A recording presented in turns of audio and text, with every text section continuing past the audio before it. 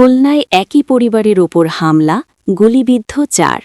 আপনারা দেখছেন নিজস্ব প্রতিনিধির পাঠানো ভিডিওচিত্রে বিস্তারিত।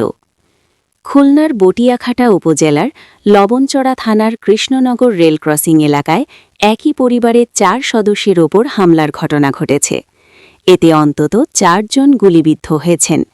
এই ঘটনাটি হয়েছে ১৯ মার্চ। স্থানীয় সূত্রে জানা গেছে, হঠাৎ করে দুর্বৃত্তরা ওই পরিবারের ওপর হামলা চালালে এই ঘটনা ঘটে।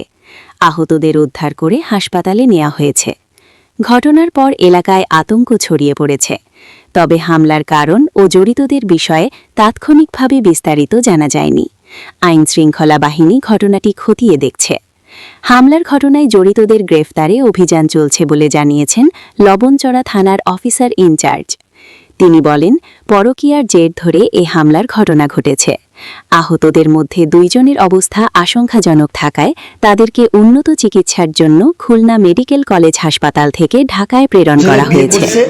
বিয়েকে কেন্দ্র করে নিয়ে বাবা মাকে গুলি করেছে। এটাই হচ্ছে যে অবস্থা। বাবা মা ছেলে এবং আমার পুতির বউ প্রত্যেকটা 4টে লোকে গুলি করছে। ভিতরে ডাইরেক্ট ঘুমন্ত অবস্থায়, আমি ঘুমানো অবস্থায়, ওই অবস্থায় এসে দামাদাম করে এরা ডাইরেক্ট গুলি করেছে। ডাইরেক্ট